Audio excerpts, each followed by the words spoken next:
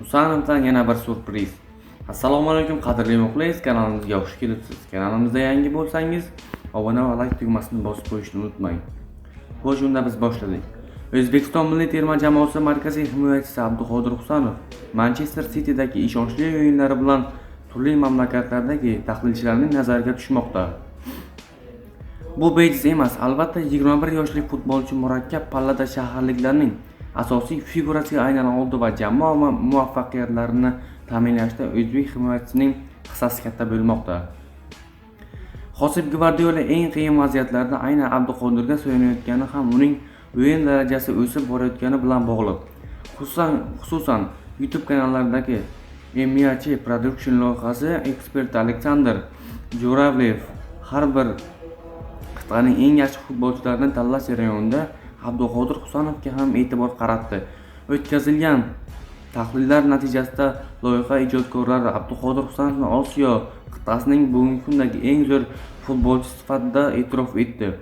Doimiy tarzda bu nomga da'vogarlik qilgan mashhur charm to'p ustalari koreyalik Son Hyon-min va yaponiyalik Takefusa Kubo aynan paytda Husanovdan ancha ortda qolgan.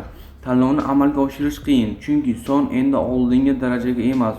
Kubo juda kuchli, lekin so'nggi paytlarda uning o'yini pasaydi. Shuning uchun ham eng zo'ri Husanov. Hozir aynan u Osiyoning eng yaxshi futbolchisi.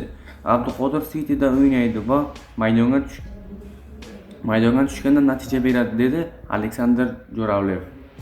Hurmatli muxlis, videomizni shu joygacha ko'rayotgan bo'lsangiz, videomizga bir dona like bosing va kanalimizga obuna bo'lishni unutmang.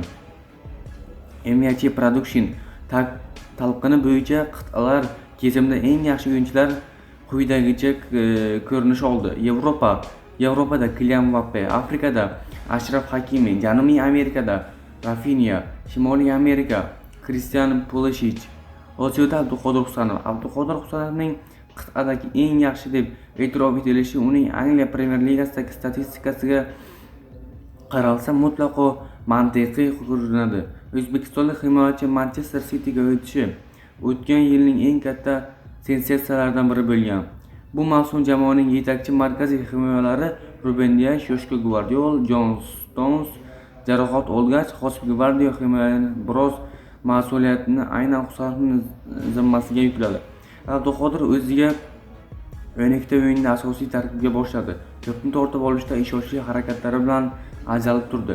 Pressingga sovuqqonlik va xotirjamlik bilan chiqib keta olishini ko'rsatdi.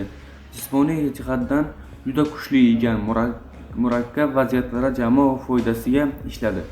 Natijada Husanov nafaqat tajribali himoyachilar o'rnini to'ldirdi, balki mavsumning hozirgi qismida shaharliklarning eng barqaror o'yinchilaridan biriga aylandi. Xo'sh, jahon futbol ekspertlarining xulosasiga ko'ra Abduqodir Husanov faqat iqtidor egasi bo'libgina qolmay, jamoani futbol talablariga to'liq javob beradigan universal himoyachi.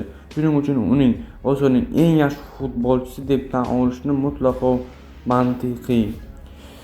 Hurmatli muxlis, videomizni shu joygacha ko'rgan bo'lsangiz, videomizga like bosing, kommentariyada o'z fikringizni qoldirib keting va albatta kanalimizga obuna bo'lishni unutmang.